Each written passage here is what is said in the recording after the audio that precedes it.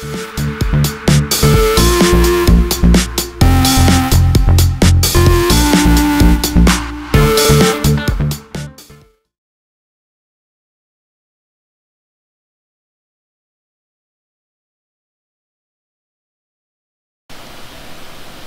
and welcome to Viewer's Point of View. I'm LR, and this is a segment of the show in which we take your emails or your reactions that you sent to me either to my Facebook or Twitter account or to my Gmail account, which is readytoreactnow@gmail.com. And I read a couple of your questions. I pull a couple good ones down. I get it through about 4 or 5 of them a segment, and I've done that today. And we're gonna read some of your emails and reactions and kind of try to answer them and get your reactions to those reactions of the viewers. So let's go to our first one. Alright, so we have here, this is from Stephanie from Oregon. I don't know what part of Oregon, but hi Stephanie. Should metal detectors be at all future expos and Comic-Cons based on what happened at Phoenix Comic-Con a week ago? Good question.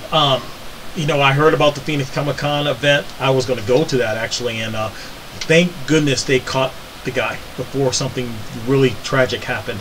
He was caught with 4 loaded guns, a couple of knives and everything, and obviously he had bad intentions. And you know, it's a shame because you know, this will now put a cloud over all the Comic-Cons going forward. They're not going to allow the people dressed up as metal, you know, as Halo persons or even Call of Duty people. Anybody with any kind of military, even if you're dressed up as the Punisher, you won't be allowed to bring in props anymore. You know, and if you are, it's going to be under the guise that you have to go through a metal detector and it has to be plastic. And that's a shame because, you know, these Comic-Con adventures are for the fans to have fun, to become the characters that you watch and love to see. And to have it ruined by one person here really is unfortunate. But thank God they caught him, because this could have been tragic. Some people could have died, people could have been killed, injured. So it ended well as far as they caught the person before anything was done, but it is a warning and a kind of a, you know, a precursor to let you know you have to be careful of these conventions. You know, everything out there people come in with may be real. And I know that's going to affect some vendors who sell swords, you know, and I think they're still going to be allowed to sell them, but they got to wrap them up, sealed. You can't open them inside a convention, which I'm fine with. You know, you never know what could happen, so that's a compromise. I know there was a problem with Ultra Saber. I believe that's the name of the company that they make realistic lightsabers, and they were at Phoenix, and I guess they were told to leave and close their booth down because they would not wrap their lightsabers in a plastic bag, black plastic trash bag for people to take out. They refused to do it, so they got kicked out of the convention. I understand the precautions of the Comic-Cons and the conventions and expos to, you know, to be very careful, but these lightsabers, they're lightsabers. They're plastic, for goodness sakes, you know, lights in them. There was no harm there, or nothing else could be done. So I thought they overreacted because of this idiot, and they went too far, and I think they'll correct that. They'll get this straightened out for the next Comic-Con. Of course, the San Diego Comic-Con, the big one coming up in a couple of weeks, and next 2 weeks from now, the amazing Las Vegas Comic-Con, which I'll be attending and going. So if you see me there with my steampunk glasses I usually wear, say hi, say hello. Love to meet you. And I might even be on a panel there too, I'm not sure. But anyway, good question, Stephanie. Thank you for asking. But yeah, I think they're going to have metal detectors at these things from now on, and it's just the society we live in right now. All right, this one is from Tempest. That's an old video game I used to play a long time ago. Tempest. Tempest, I'm not sure where you're from, but thank you for sending me an email. Tempest is asking, okay, should Brainiac be the villain, the main villain in the Man of Steel 2 movie, or the next Justice League movie after this one? Well, you know, I've been playing Injustice a lot, the video game, and I love how they did Brainiac. And to me, I think Brainiac is more of a Justice League level villain, someone on the level of Darkseid. But because they're doing Darkseid and Apocalypse, I'm assuming that's going to be a 2-part movie. You know, Justice League Part 1, and then they're going to do a Part 2. I think they're tied up with that. So it probably will put Brainiac in the Superman movie, but I agree with you. Brainiac is he's a Superman villain, but he requires more than just Superman to stop him. So I think we'll see in Man of Steel 2, we'll have Superman, but maybe a cameo from Cyborg to help out, or Batman could get involved with Brother Eye. Who knows? I would love the Superman movie to be just about Superman, but as Marvel has done, they've had other heroes in cameo parts. You know, Captain America, Civil War, Captain America, Winter Soldier. Yeah, Falcon in there. You know, even Iron Man had War Machine. So you have different heroes, and even Thor Ragnarok's gonna have the Hulk in it. So it's okay to pit people in other people's movies as long as you still make it about them. But I think personally, Brainiac should be a Justice League villain. They should save him for the Justice League. But if they do it in Man of Steel, I'm okay with it, because that is one of his main villains as well. But I think Superman alone would not be enough to stop Brainiac. I think he will have to involve some Justice League members to assist and help in defeating Brainiac. So thank you, Tempest, for the question. All right, next one that I pulled out here is from Jeffrey from Florida. Hello, Jeffrey. Should the Alien Covenant movie be totally separate from the original Alien movie? You know, I saw Alien Covenant. It was okay. I mean,